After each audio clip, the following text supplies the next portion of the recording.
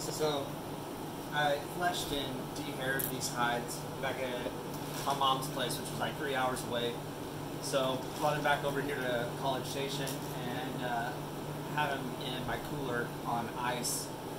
Just not really sure if they'll rot or not after they've been fleshed, dehaired, soaked in lime, and then soaked in vinegar. I don't know if the rot process will happen if you just leave them laying somewhere. My guess is no, but I just don't want to take any chances. And I have them in these garbage bags just for ease of storage and transport.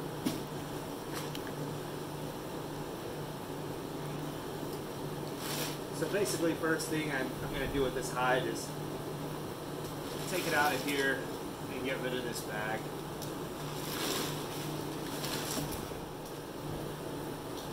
So then I'm going to search for the neck, and sometimes you can't really find it. Sometimes if you find the tail or something, I'll even start there, but generally what we're going to aim for is going through the neck, like right in the dead center on top line of the animal. And I'm going to string it up to the very top over here on my frame. That way whenever it finishes out, the head would be away from me and the tail would be right down here. But with these round frames, you can kind of start wherever you want to, but that's just generally the way I do it. I think it's probably easier for the hide to be held up with the whole weight of the hide on one string if you go through a thicker section, like through the right of the tail head or right on the top of the neck.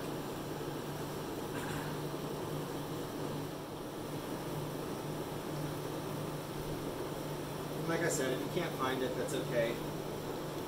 Just pick an area that looks pretty thick, and then you just start there.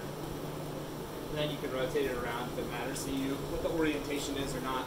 But essentially what I do is I come down here and I go in about 1.5 inches in from the very edge, and then I make about 1.5 inches long cut. So watch your fingers, and have a nice sharp knife for this. That's going to be my first hole. Just having a real sharp knife is really ideal whenever working with these hides. Because if you've got a really dull knife, it's going to take you a little bit of effort to get through some of these thick parts. So I put this down earlier, and maybe throughout the video you'll see why it's kind of nice to have this here. Because I don't want to get my hides nasty and covered in dirt, leaves, and all that stuff. So once it dries up, that stuff adheres to it pretty tightly. You just don't have as good of a clean hide. So I've already got all of my strings strung out on this frame, and this is the amount that I used for a previous hide, so that I just leave them on there. If I've already done a hide in my frame, like that one, whenever I take everything down on this one over here, I'll probably just leave the strings up there, making it easier to stage it for next time.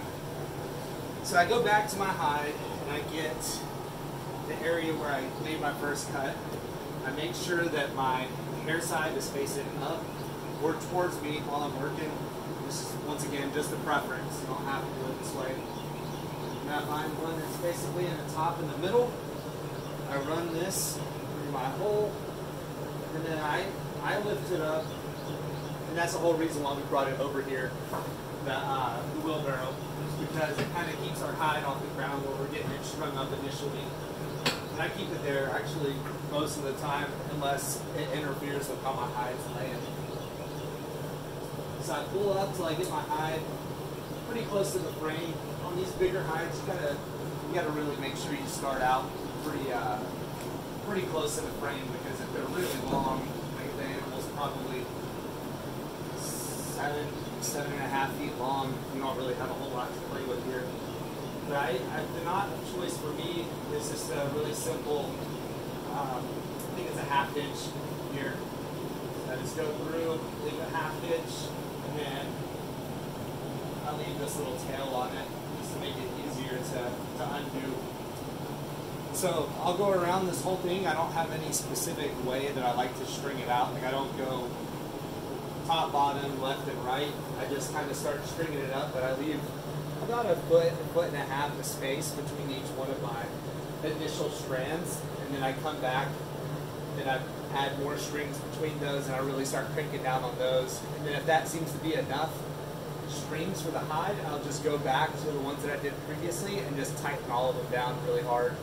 And right now I'm kind of in the mentality of I like to stretch my hides wide a bit. So for me, the tighter I can get them, the better. It does cause some areas, I think, of cloudiness in the hide.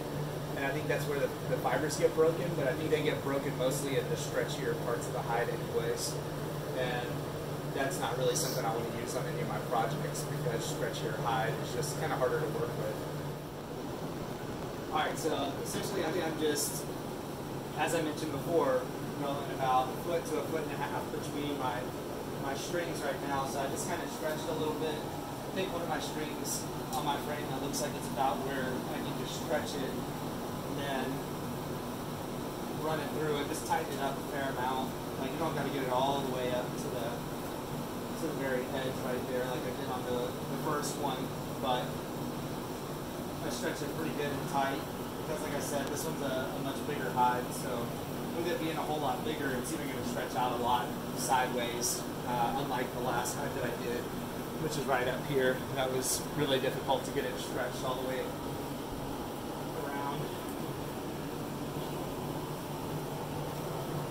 And any of these that you put in here initially that you don't end up liking, the further you get into this process, the great thing is you can always just go back and move the string. And essentially what I'm looking for here is you'll be able to tell. So I can give you a real quick example here. So if I came further down with this string coming this way, it tightens this area up. So it tells me that I probably need to tie it down here rather than straight across over to here, because now I have this big space right here that's really flappy and doesn't have a lot of tension on it. So I'll probably just pull down on this one and tie it around this area. So that's what you're looking for in all of your strings.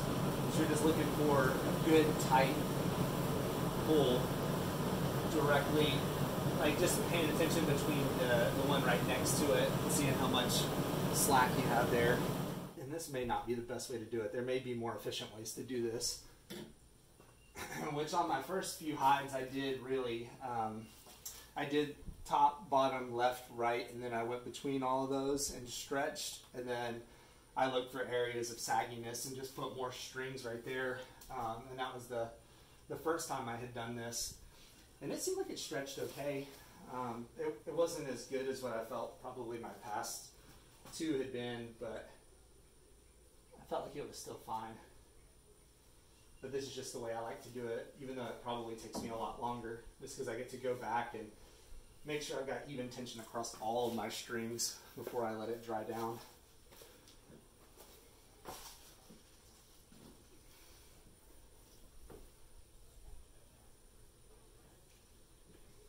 So I'm going to come a little bit further down this time.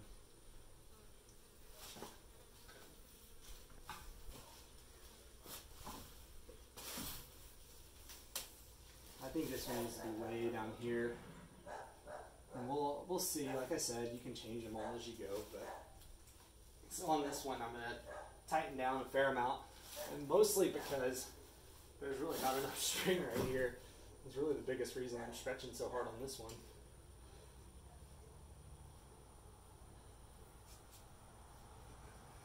Yeah, that's not going to work out. So I'll leave that one like it is, but that's going to be one that I'll have to come back to. And I might have to loosen up some strings over here for this to be able to pull down, but it looks like I've got a little bit more room over there.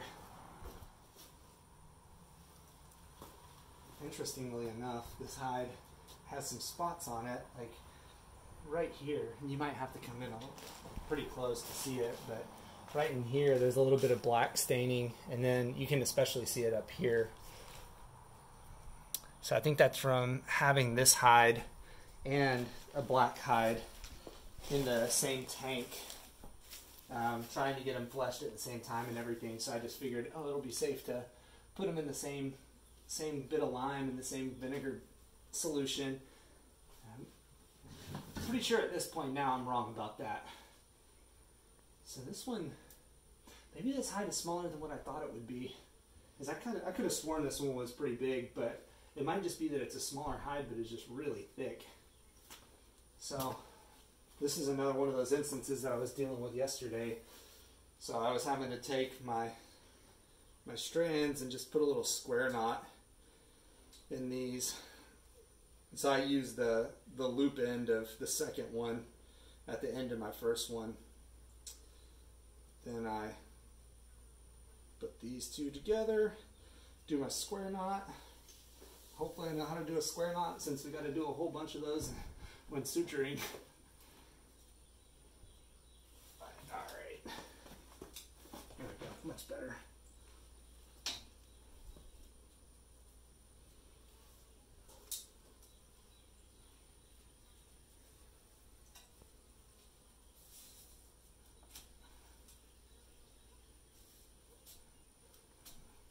You can really tell it's warming up out here now, because we got flies all over the place, huh?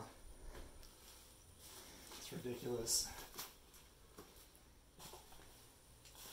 So now we're getting to the point where I might have to move this deal from the spot that we're in now. Might have to pick it up. So this is an example of, I think I am very wrong on the position of this one. So I was pulling way down that way, and I think realistically I need to be about right here. I don't know if this will even reach all the way. No, it's not going to.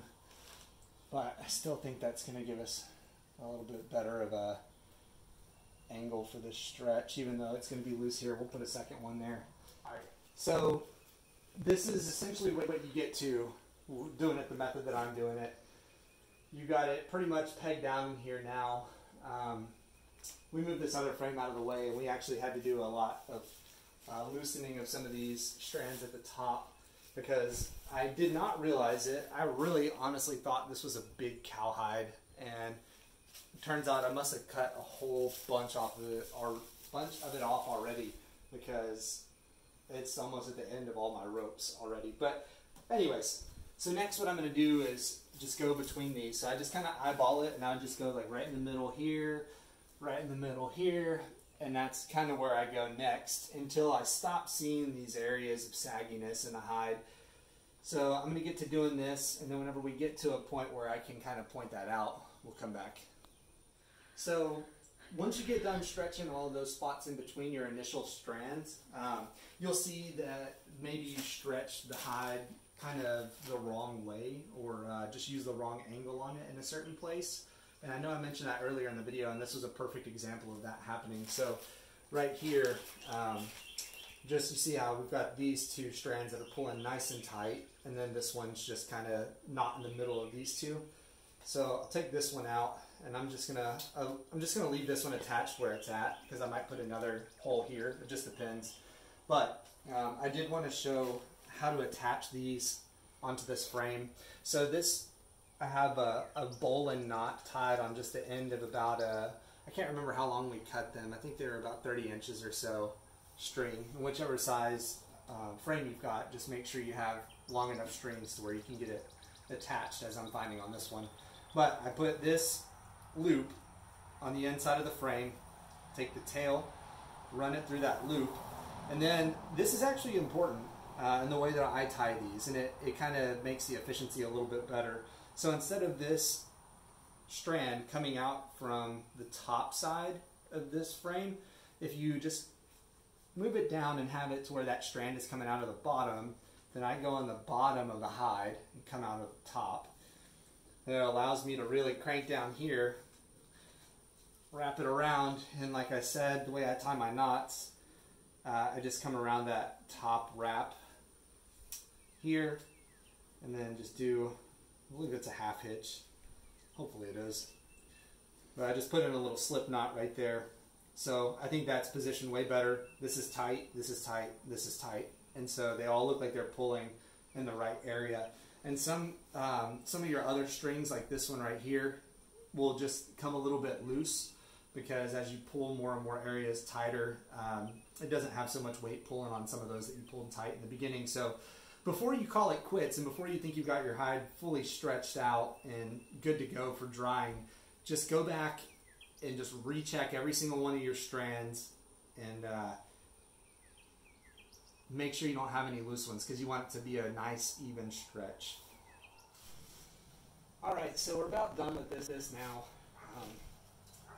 Essentially what we're looking for here, if you go all the way around the hide, you shouldn't have many spots of slack in the hide. So, like this is a little spot of slack, but if I just keep cutting holes here, like my holes will get way too close, you're always going to have some of these. And I think they're in the stretchier areas of the hide. Kind of like this would be the armpit region because right down here is the neck, and then at the very top back here is the top of the tailbone.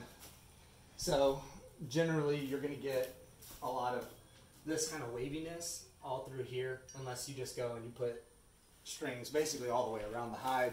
But even this I feel like is a pretty good number. And then like I said before, I just go through, I just check all my strings, make sure everything feels nice and tight, about the same tautness. So like that one's a little bit loose, so that's not real bad because it's still pretty tight. But I'll go through here and I'll find all of these that just aren't stretched down just as tight as they possibly could be. And then once I get to the end of the hide all the way around one time, I call it good to go. And I will get some help and get this off the ground since we got a bad dog problem. So I'll get it off the ground and then wait for it to dry just like this other one up here. Yeah, pretty much all of our spots seem stretched pretty well. And you don't, if you go around, you just won't see any strange angles. If I did, I would definitely comment on it, but pretty much all of them look like they're pulling in the right direction. So I got lucky this time around. I did have to go replace a few of these.